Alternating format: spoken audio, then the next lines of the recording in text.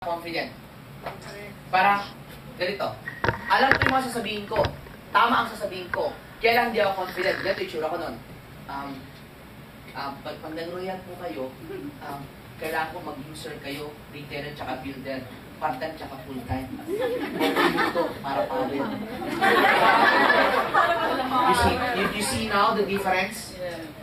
Kaya sa pag-confident ka, there's authority when you talk. Na-emphasize mo talaga siya. That's the difference. And always smile. Because when you smile, tendency ganito. Pag ako ngumiti, kausap kita, pag ngumiti ako, ano gagawin nyo? Smile back. Correct. When you smile, yung kausap mo mag-i-smile. At pag nag-smile yung kausap mo, mawawala ka ba mo? Di ba? Mga kalalakihan, sa mga lalaki, tulad ko. Di ba dati, pag nung naliligaw tayo, ako naliligaw ko dati, o kung naliligaw ka man ngayon, di ba, minsan pag ang kausap mo yung girl, pag hindi ngumingiti, kinakabahan tayo. Parang feeling mo parang, yari, mukhang syok-syokawin ako nito Mukhang busted ako dito, mukhang hindi ako papasa. Pero pag ang babae ngumiti,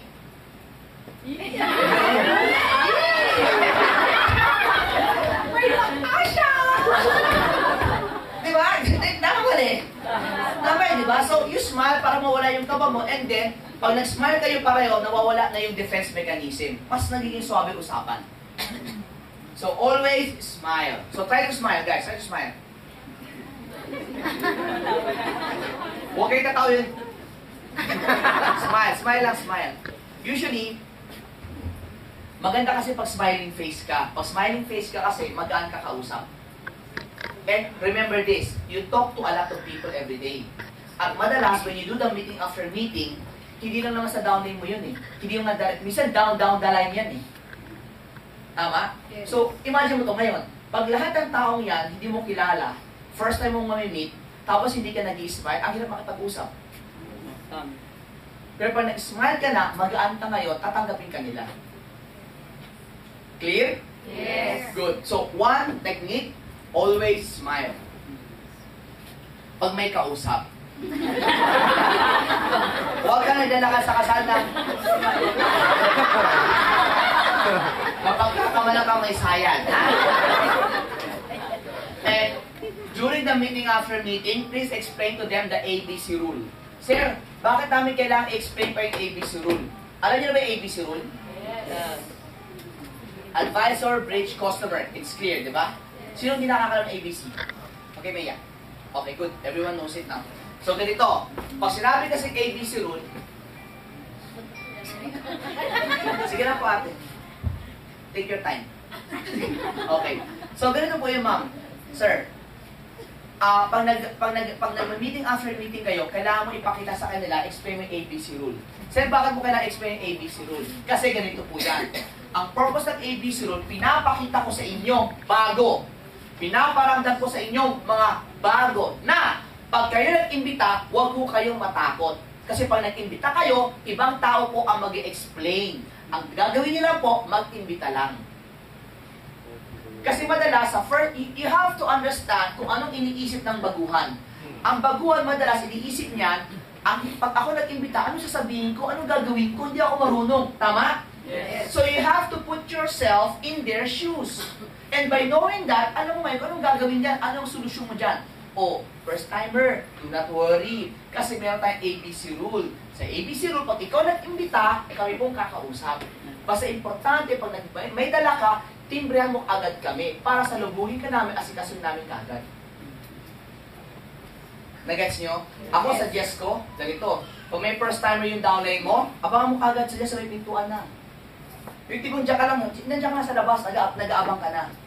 Para pagdating niya, sabihin mo kaagad. Kasi madalas, eto pag first timer pag hindi mo rin mag-imbita, sama ka lang sa akin, sama ka lang. Sama ka lang. Pagdating mo akin sa dyan, ano ba to? Ano ba to? Pagdating niya sa labas, ay, alam ko na to and then, ikaw ngayon, hindi mo alam kung gagawin yung first timer ka Pero dumating kagad si upline, to the rescue! Taran!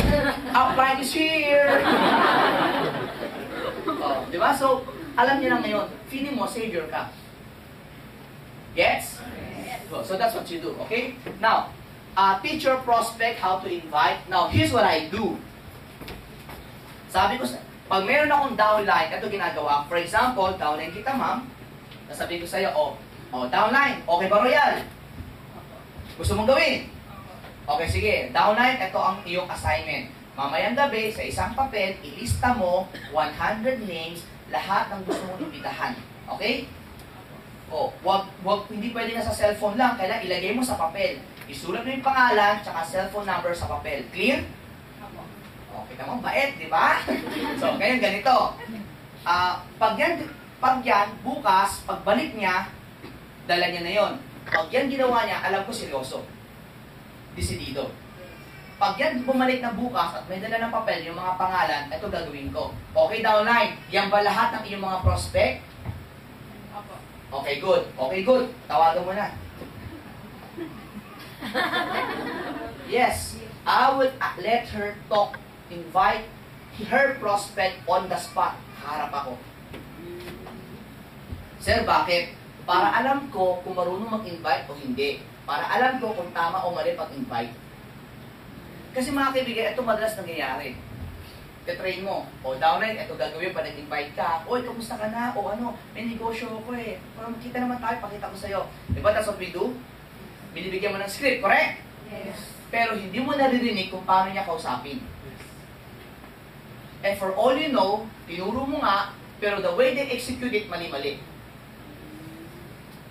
So on the spot, tuturuan ko siya, and then on the spot, i-apply niya kaharap ako para alam ko kung nag-gets niya o hindi. At kung mali man, alam ko kagad paano i-correct.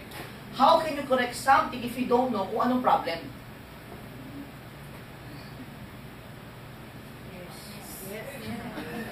Yes, no? Yes! Yun eh. Sir, ganyan ka ba sa mga downlines mo? Madalas, ganyan ako sa direct ko. Kasi ako nag-imbita eh. Correct? Sa down the line, minsan, madalas, yung upline niya na ang nag-guide sa kanya. Kasi responsibility niya yun eh.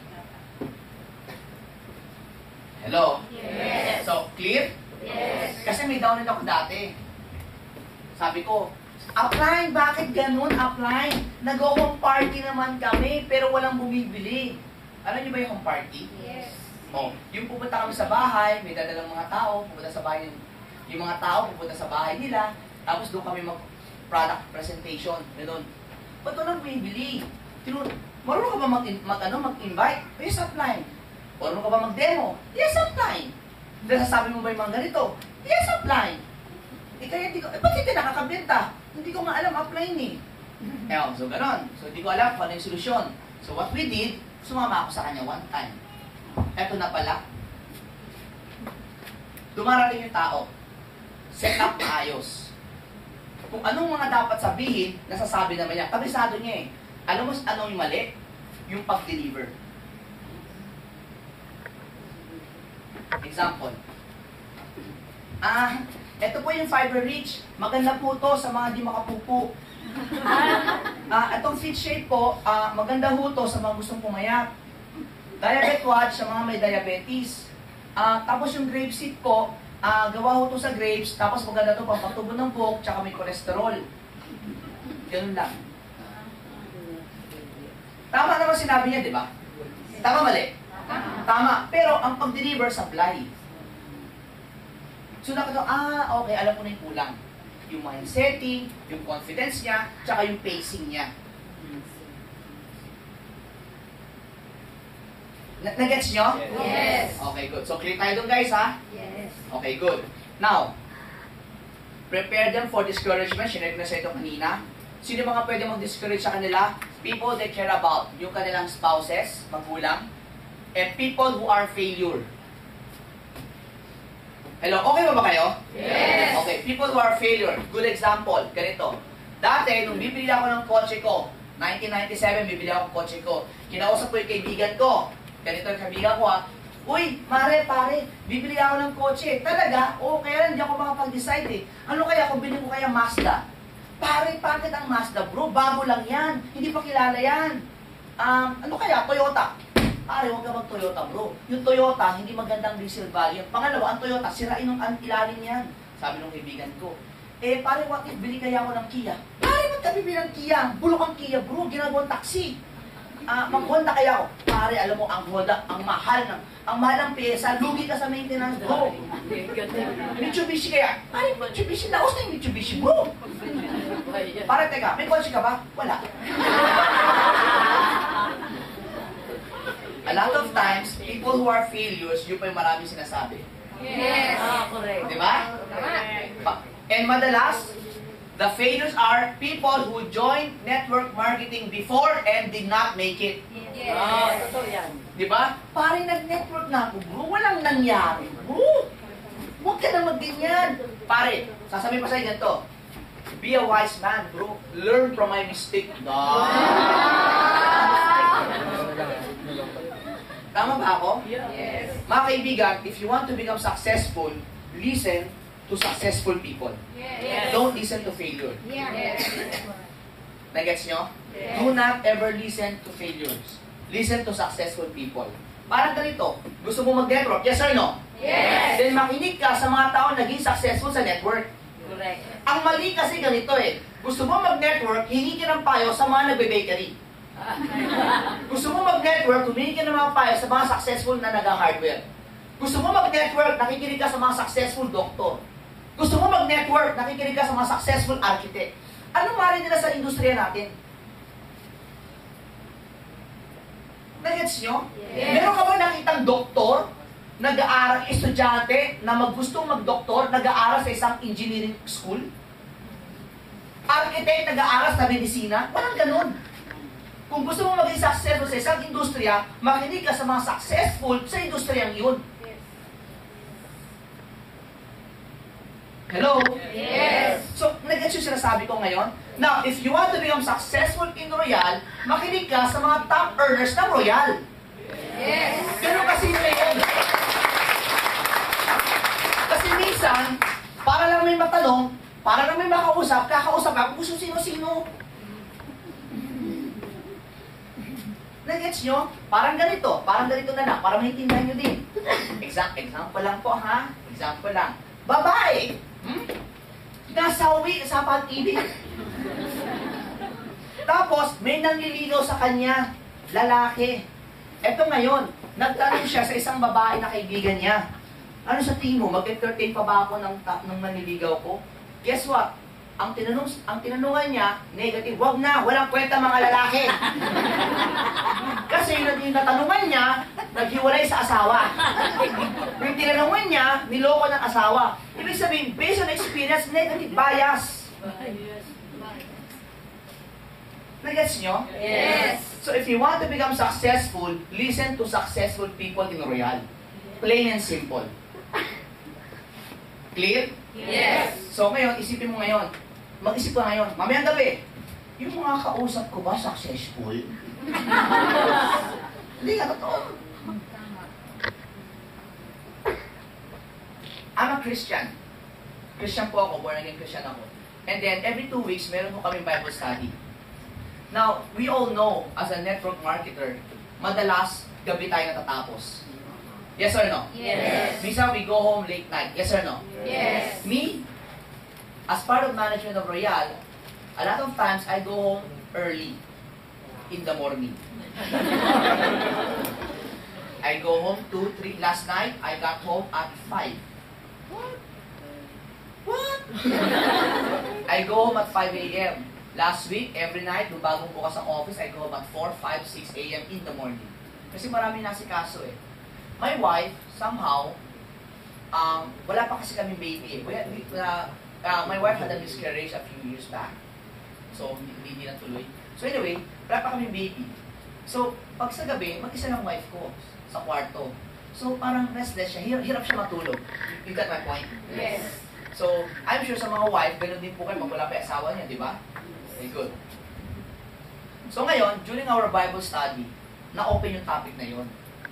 So yung nagpa-facilitate ng aming Bible study, sinasabi niya sa akin, alam mo Mike, hindi ko pwede yung trabaho mo, bakit ganyan? But you have to give time to your wife. And you know, the wife, you have to take care of it because God gave it to you, di ba?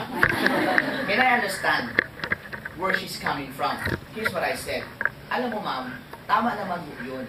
But you have to understand, if I go home late, hindi po ako nagbubulakbol. When I go home late, it's because I am working. Pangalawa, hindi naman kasi ako nag-work ng mula alas 8 ng umaga hanggang alas 12 ng gabi. My work starts in the evening. I work 8 hours. It so happen lang that 8 hours is on the late night in the evening. Parang call center. So you would not understand me. Kasi yung wife mo ganito Man, balik rin natin. Bakit ako, what if ako naman yung magalit? Bakit yung wife ko nag-work sa umaga? Tulog pa ako, dapat nag-spend time siya sa akin. Nag-get yung point ko? Yes. So, ibig sabihin, people do not understand us, lalo na pag wala sila sa industriya natin. Yes. So, if you want advice, listen for people within our industry, within our company that are successful. Sir, ano nangyari sa usapan ninyo? Well, ganun pa din. I still go home late, but my wife understands. Because, iba naman kasi yung going home late na nagbubulakbol kaysa going home late na nagtatrabaho. Hello? Yes. Hi? Hello. So ngayon, tanong ko ngayon, okay lang ba na umuwi kayo ng late? Yes. Okay lang? Yes. I said to my wife, loves, ganito. If I go home late, if you go home late, if I go home late, it's okay as long as it's work. Yeah. What I don't like, what you don't like, and I don't like is this. We go home late kasi nagbubulakbol. And if I go home late, I work hard for you, for us, for our family. Tama? Yes. So, wife, pag umuwi ang late ang husband, huwag kayong magalit, nagro-royal yan. Okay? Pag yan umuwi ng late at hindi nag-royal, ibang usapan yun. Are we clear? Yes. Okay, good. People from other companies, they will discourage you. Sir, okay lang ba mag-recruit kami taga-ibang kumpanya? Yes. Yes or no? Yes. My advice, kung bago ka pa lang, huwag muna. Huwag muna. Pag matagal ka na, go ahead. Because you know the tricks. You know what to say. You're confident. May proof ka na rin. Parang ganito yan. Boksingero ka. Bago ka pa lang. Huwag ka munang lumaban. Practice ka muna. Pag sanay ka na, gamay mo na. Sige, larga ka na. Pero pag hindi pa, huwag muna. Bugbog sarado ka niyan. Nagets nyo? Yes. Okay? Pag bago lang, huwag muna. Stay within your turf. Stay within your circle. Friends, relatives, kung ano man. Pero huwag ka munang gagalaw taga-ibang kumpanya. My advice, do not look, listen to other companies. Ni sulyap, huwag. Ni tingin, huwag. Okay? Kasi ito sir, kasi sabi nila, kapag tinignan ko rin yung kumpanya nila, titignan din nila kumpanya natin. Hindi totoo yun. Ang goal niyan, kunin ka. Yes. Kung goal mo, kunin siya. Yun din ang goal niya, kukunin ka niya. Hello? Yes. So pag taga-ibang company, please do not entertain. Except pag matagal ka na. Clear? Yes. Sir, paano to? Matagal na ako, 5 years na ako. Pwede na ba? Siguro naman, di ba? Kaya mo na. Gets nyo? Yes. Okay, good. Now, what are the actions to do? Number 1, pag may bago ka, tour them around the office. Like dito, pag meron ka dinala dito, pagpasok nyo, tour them in the office. Nakita mo? O, yan na yung office natin, ha? Kasi, ganito lang, di ba? Ito, seminar room. Explain mo sa kanila yung mga posters. Explain mo yan. Ito yung mga platinum, gold, silver, bronze. Alam niyo ba yon? Yes. Alam niyo mga kaibigan, nakakatuwa pag in-explain mo yun. Bakit? Right now, ang bronze natin are people who's making 15,000 to 49,999. More than 1,000 people yun. Tignan nyo, sa labas. Meron tayong silver who's making 50,000 to 149,999. More than 100. Meron tayong gold who's making 150 until 299,999. At meron din tayong mga platinum, 300,000 until infinity. Meron tayong 60. Ito yung kumikita. First timer, o ikaw, saan mo gusto mapunta? Bronze, silver, gold, platinum. Sabi, hindi. Ako, double platinum. So, clear? Clear. Okay, good. Now, introduce them to your uplines. Excuse lang po Mga kaibigan, advice ko sa inyo is this.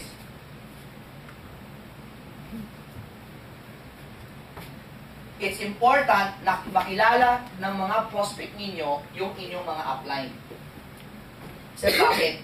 Para pag pumunta sila dito, marami silang kilala. Madalas kasi misa, pag may prospect ka, pag gusto niya pumunta ng office, pag wala ka, hindi na pupunta. Kasi walang kilala eh. Hello? Yes. So, ang gawin nyo, pakilala nyo sa mga upline para pag wala ka, nandiyan si upline, pupunta yan kasi kilala niya. Upline, pag may mga bagong prospect si downline, be friendly ha? Huwag yun. Kunyari, ma'am, mag-hi ka sa akin. Bakit? Member ka na ba? Be friendly. Be friendly. Clear? Yes. Okay, good. Now, use a two-way communication by question and answer and confirm when will be the next meeting date. So, para alam nyo kung kailan sila babalik. Clear? Yes. O, sige. Picture muna. Sige. Yan.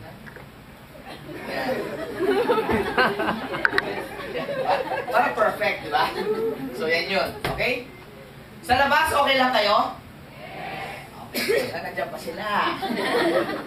Pamalis. Okay. So, next will be give some follow-up materials. Give them, provide more information about Royal. Yan bigay yung mga brochure, mga price list. Give distributors ideas for prospect. Kasi, when you give them the brochure, what will happen is, alam nila kung sino pwede nang bentahan na. Nagets nyo? Yun. To stimulate the prospect's interest and keep after meeting within 15 to 20 minutes lang. Not too long, not too short, just perfect. Clear? Yes. Any question? Violent reaction? Wala? Okay, good, na? So, I'll move on to the next. This is meeting. Don't worry mga kaibigan, malapit na po matapos ang introduction. So, meeting after meeting during the rallies, anniversaries. Introduce the distributors to the speakers and top earners. So, mga kaibigan, di ba madalas, like, kayo ma'am, nagsalita kayo sa harapan? Na-inspire ba kayo kay ate na salita siya? Yes. Si Kim, di ba? Si ate Kim. But I don't know the surname eh. Kim? Panes. Panes, good. Kim Panes. Mga kaibigan, na-inspire ba kayo kay Kim nung salita siya sa arena? Yes. Guess what? You brought the house down, Kim. Yes. Malakpa kayo naman si Kim, di ba? Now, question. Pag nung siya nagsalita, na-inspire ba kayo? Yes. Tignan mo nung po kayo na-inspire, alam niyo ba, madalas yung first timer niyo din, pag nagdala kayo doon, gusto magpa-picture din kay Kim? Kasi na-inspire siya eh. So, dapat ikaw, pag may mga nagsasalita sa harapan or speaker sa harapan, dali mo yung downline mo, magpa-picture kayo doon, pakilala mo. Usually, ang mga speaker sa harapan, hindi naman niya kilala lahat eh. Pero pag lumapit kayo, papansinin kayo nila. Alam na, lumapit ka, pwede ba picture? Hindi, bakit? Close ba tayo? Hindi naman gaganyan niya, mukha picture yan. Tama ba ako? So, dapat, lumapit ka pa picture kayo, matutuwa yun. So, that's also one of your job bilang upline. You expose your people sa mga top leaders. Take the new distributor to the office or venue arranged by your upline. Kasi minsan, yung mga upline, after the rally, may kainan, may meeting, dali mo doon yung prospect mo. Matutuwa yun. Content of the meeting after meeting, share your testimonies. For new people, give them a one-on-one RBP. And of course, mga kaibigan, pinakamaganda, request cross-line to share. No man is an island. So, hindi pwede kaya mo mag-isa. You need the help of other people. Do you agree? Yes. Listen guys okay lang ho ba dito sa ating branch sa Calamba? Kahit hindi mo downline, pag lumapit sa'yo at nagpa-A, okay lang ba mag-share tayo? Yes. Okay lang ba yon? Yes. Tatanungin niyo pa ba kung anong grupo? No. Hindi na importante yun. Bakit? Ang importante, royal siya. Yes. Diba? So, pa-share ka. Correct. Kasi ang hirap, diba? Ma'am, meron po akong prospect. Pwede ko kayo mag-share? Anong group ka? Pangit na. Don't be like that. That's rude. that's really rude. Because if you do that next time, pag wala ka, pag yung downline mo lumapit din, gaganunin din siya. There's a saying na, what you sow is what you reap. What goes around comes around. If you plant good seed, you get good seeds. Last July 2, my dad passed away. Okay, July 2, ito lang, 2 taon lang. When he passed away, the wake was around 6 days ang wake. Yung, ano sa Tagalog yun? Lulol, 6 days. So, during the wake, mga kaibigan, syempre maraming bumisita, mga friends ko, Royal, from other companies, bumisita, mga friends ko din. My dad is a very private man. He's a conservative Chinese. And konti lang friends niya. When he retired early 1988, he retired. So matagal na siyang walang, retired na. Wala nang contact siya with friends. When my dad passed away, konti lang po dumalaw sa kanyang friend niya. Ibang friend niya, wala na rin kasi.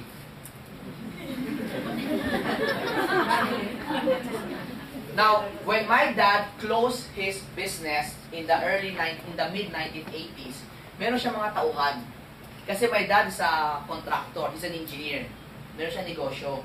So marami siyang mga karpentero, electrician, ganon, marami siyang ganon. What he did para matulungan yung kanyang mga tauhan is, when he closed the business, yung mga tauhan niya, para mayroon pa rin income, ni-refer niya sa mga kaibigan niya at sa iba niyang kaibigang contractor para kumikita pa rin sila. Nagets nyo? Yes. So, that's what my dad did. Tumulong pa rin siya. Even though, isasara niya na yung negosyo niya. Because some people, what they will do, sarado na ako, bahala ako sa buhay niyo. Correct? Okay, good. When he passed away, during the week, nagulat ako because that time I was still young. 1988, I was only like what? 1 year old? So, I was 13. No, I was 15. I was 15. When the company closed, kilala ko pa kahit pa paano yung mga trabahante namin. Guess what? Ito nangyari. To cut the story short is this. During the week, yung mga trabahante ni Papa, for so many years, na hindi ko na nakikita, more than 20 years na, dumalaw bigla. And they look old. Obvious naman, 22 years ko sila hindi nakita, di ba? So they're 22 years older na. They look old, really old. But, hindi nila nakalumutan si Papa. And they have a lot of good words for my dad. Ang papa ko po hindi po mayaman. Financially, hindi kami mayaman. Pero, my dad, mayaman ho siya sa pangangaral at sa kawang gawa. Eh, marami siyang tao na tulungan. And during his wake, yung mga tao na tulungan niya, 20 years back, na wala ng communication, nakarating sa kanilang balita, dumalaw. And they spent 2 days straight doon sa wake ni Papa. My dad planted a good seed, and he reaped a good fruit.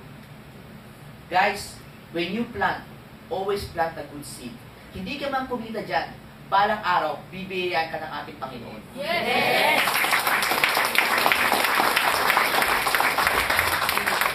Are we clear? Yes! So sabihin mo sa katabi mo, plant the good seed. Plant the good seed. Sabihin mo sa kabila, tumulong ka. Tumulong ka. Tumulong ka. All distributors must learn how to do the meeting after meeting. Your aim may be too busy with other things or group. So mga kaibigan, always help other people. Are we clear? Yes. Okay, good. Now, points to note. Do not put down the decisions of other people or their occupation. Pag yan nag-work, huwag niyong maliitin yung trabaho nila. Okay? Malay mo, passion nila yon. Kasi minsan, kaya ako ito niligay kasi during my time, 1990 plus, nag-network kami noon, kapag ikaw hindi ka nag-network at empleyado ka, kinakantsawan namin, ay, empleyado, walang pangarap, walang mangyayari sa'yo. Ganun kami before. It was wrong. That was wrong. So, dito is, kahit ano yung mga kaibigan sa panahon ngayon, may mga empleyado kasi malalaki ang sweldo eh. Yes. Yes or no? Yes. I have a friend who is making more than 300,000 a month. Employee siya. Isa siyang executive ng isang telecommunication company. Diba? So, ganon. So, ang point ko mga kaibigan, let's not put down other people's occupation. Are we clear? Yes. Respect it. Number 2, do not criticize other companies. Huwag niyong kakantsawan, mamaliti, taga-ibang kumpanya. Lalo na, forget maganda building natin, forget bago at ang wala silang building, huwag niyo silang mamalitin. Forget wala kakwenta-kwenta products nila sa ating social, huwag niyo mamalitin yung mga produkto nila. Ma-offline yan, mga tao din sila na marunong masaktan kahit pangit ang kanilang kumpanya. Wow! Okay? Are we clear? Yes. So alam ko, you guys are proud na may bago tayong building. Malaki, the first in the industry, mga kaibigan, na may sariling building. Alam ko, masyado mataas ang ating moral kasi we are the best, alam nyo. Pero kahit sa sila, maliit lang, walang kwenta, what? Let us be humble, okay? Okay ba yun? Yes. Okay, good. And do not emphasize that we are not a pyramid scheme. The more you do, the worse the effect. Huwag tayo masyadong defensive. Okay? Hindi kami pyramiding ha. Hindi kami pyramiding. Hindi kami pyramiding. What? Clear? Yes. Okay, good. Now.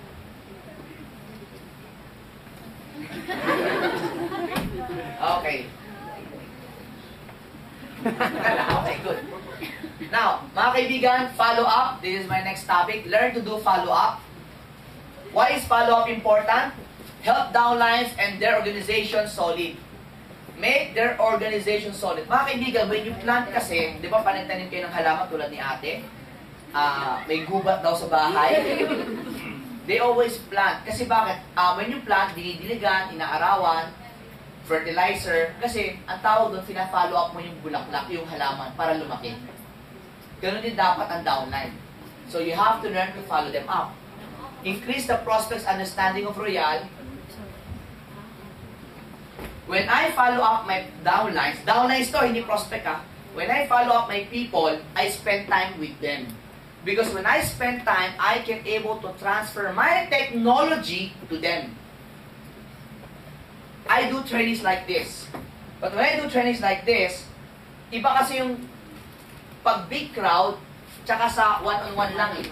Mas intimate. Mas marami kang pwedeng sabing malalalim.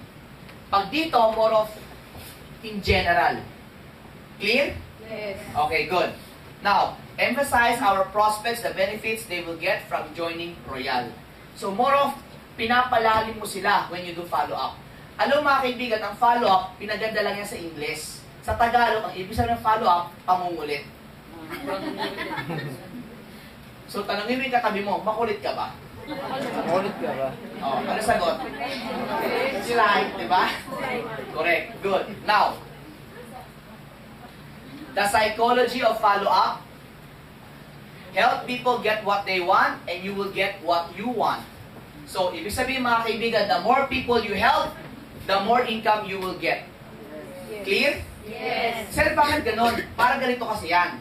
Kunyari ako, dami ko si ate, pag ako, fina-follow up ko siya, nalalaman ko yung buhay niya, pangangailangan niya. At dahil ako yung upline, tutulungan ko siyang lumaki. Pag lumalaki siya mga kaibigan, lumalaki grupo niya, may income ako. Yes or no? Yes. See? Help them get what they want and you get what you want. The secret to network marketing is helping your people. The more people become successful under you, the more you become successful. Hindi pwede ikaw lang ang kumikita. Kasi pag ikaw lang ang kumikita, nakakatakot yun, hindi yung stable. Kasi ikaw lang eh. Pag nawala yung downline mo, wala ka na. Clear? Yes. Good. Now, sino kailangan mo yung follow up? Ang una-una mo yung follow up, sarili natin, yourself. Bakit, sir? Una, alamin mo bakit ka nag-royal. Set your goals, attend as many meetings as you can, and keep 100 prospects list. Sir, ano ibig sabihin kailangan i-follow up namin sarili namin? Ganito po yan. Kasi madalas ganito. Minsan ho ba, tanong, nalulubat kayo? Yes. Minsan ho ba, nanghihina ka? Yes. Nanglalambot ka? Yes. Parang ayaw mo na. Normal yan. Tao lang tayo eh. Napapagod din tayo. Eh madalas napapagod tayo, lalo na kapag hindi natin nakukuha yung goals natin. That is why, when you have to learn to follow up yourself, always go back to basic. Bakit ka ba nag-royal? Bakit ka ba sumali dito? Kamusta ka na ba? Ako, what I do is this. I make it a point how I follow up myself. I always associate myself. I always talk to successful people. I do not mingle. I do not like to join people that are not successful. Because if I do, I feel the same way too. Kausap ko, jologs. Walang nangyari. Tandang. Failures. Loser. Pag yan lahat kausap ko, power, feeling ko gano'n na rin ako.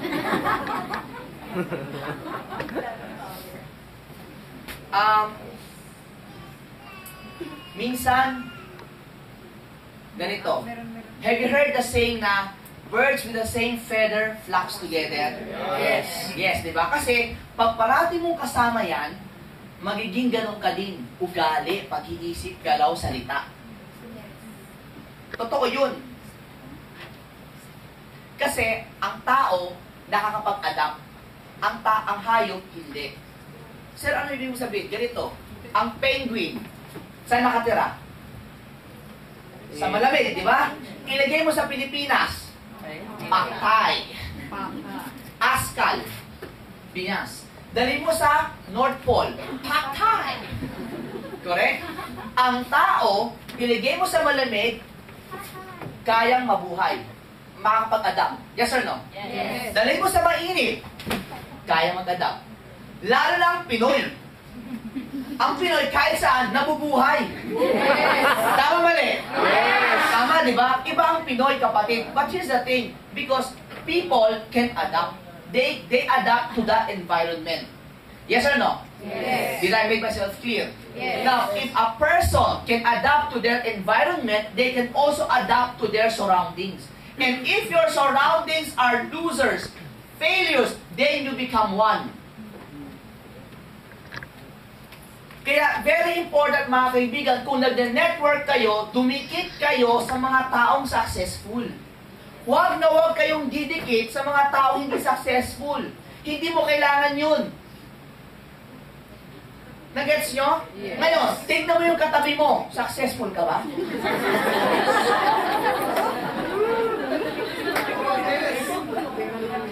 Oo, matabi ko talaga. Successful. Talaga, successful. I am, right now, I always tell to people, listen guys, listen. I always tell to people na I'm Chinese. And as a Chinese, isa sa mga kinalakihan ko, ako kuripot. Kuripot. And I'm a very conservative Chinese. Very conservative. When I was doing network, when I was doing network a long time ago, ang sasakyan ko, pinakamaganda, was a Starex van. My first two cars were L300 pickup. L300 pickup, L300 pickup. Bakit gano'n, sir? Panghakot. Mga downlines ko naka-Pajero na, naka-Explorer na. Ako, L300 pickup. My third car, I got me a Starex van. Medyo okay na. Panghakot pa din. My fourth car, I got me a car, a small car. Regalo ko sa kapalit kong lalaki na graduate ng college. My fifth car, I got a Honda Civic. My sixth car, I got me a Honda City. My seventh car, I got me a Toyota Altis. My eighth car, I got me a Montero, yung gamit ko ngayon. Now, here's my point. Wala akong kotse talagang mag-ara. If ever, yung Montero na. Pero suntok sa buwan pa yun. Alam mo kasi, conservative nga kami. Nagets nyo? Yes. Okay. Now, when I'm with Royal now, I'm now with Royal, and then I see a lot of people making a lot of money. Tapos ang daming naka-sports car. Yes. May nag-Maserati, may naka-Porsche GT2, may naka-Ferrari, dalawa na. Parang gusto ko na rin bumili. Kanina, my mom was at home. Pinapakita ko sa kanya gusto kong bilhin ng kotse. Mati lang itong sports car. Yung computer ko, laptop ko, kinabit ko sa TV. Malaking TV namin 51 inch. So kinabit ko doon. Mayaman eh. So, joke lang po. So, kinabit ko po yung TV doon. Pinakita ko kay mama yung kulay. Kasi mga kaibigan, yung mga high-end car pala, sa website nila, pwede mong palitan yung kulay. Pati yung loob. Pati yung puan napapalitan. Yan yung mga high-end car. Pinakikita ko sa mama ko, anong magandang kulay, ma? Anong itsura magandang instrument yung cockpit ko? Maganda ba? Yung puan ng kulay. Gusto ko yung beige, tapos walnut yung cockpit, tapos kulay itim, tapos ang mugs ko, 19, ang black ng video. Yeah, 19 yung mugs. So, ganun ang gusto kong kotse. Sabi ko, yes. Alam mo natuwa mama ko. Alam mo sabi ng mama ko? Conservative din eh. Pag ikaw bumili niya na, huwag mo dadali sa probinsya yan, ha? Kailangan uwi ka ng maaga, ha? Delikado yan, delikado! Pero ako, hindi ma, okay yan, okay yan, okay yan. Alam mo, yun ang napansin ko eh. Nag-adapt ka. There's a change. May magbabago. And, Mike, Sir Mike, do you like the change? I can say, yeah, I like that change. And change is good. And it feels good na knowing na you can afford to buy one. It feels good knowing na it's nice to have one. Guys, associate yourself, mingle yourself with successful people. Sa Manila, madalas kausap ko mga distributor, sila Jerome Cruz, sila Doc Butch, yan ang madalas kong kausap, sila Aiden Alibing, sila Elmer Magultaya, yung mga nakakausap ko, sila Jay Ocampo, sila yung mga nakakausap ko madalas sa Manila. At pag nagkakausap, lalo na si Pres, kausap ko madalas, araw-araw magkausap ko si Pres. Eh alam mo naman si Pres, pag kausap talaga mababaliw ka talaga eh, di ba? Yung para sa yung valve, para sa yung engrande, sa kanya, yun ba? Okay lang. Kasi taas ang standard ni Pres, which is good. Hello? Yes.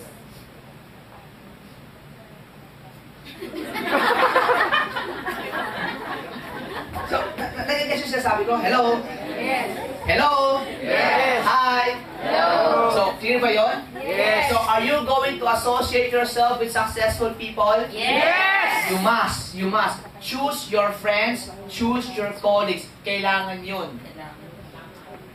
Kayo, sa mga magulang, gusto niyo ba mag-aral mga anak ninyo sa mga sosyal na paaralan? Yes. Ba't ayaw sa mga hindi sosyal? Bakit? Bakit ayaw niyo? Paano kawawa? Sige, tell niyo, bakit ayaw niyo? Kasi, pag hindi sosyal, Wala sa inyo. hindi sa inyo eh. Ano pa? Ha? Hindi. Kunyari, if you have the budget, if budget is not a problem, do you want them to study in a nice school or an ordinary school? Nice school. Why? Can afford. Hindi, alam ko, afford na. Ang tanong, bakit nyo nga gusto doon?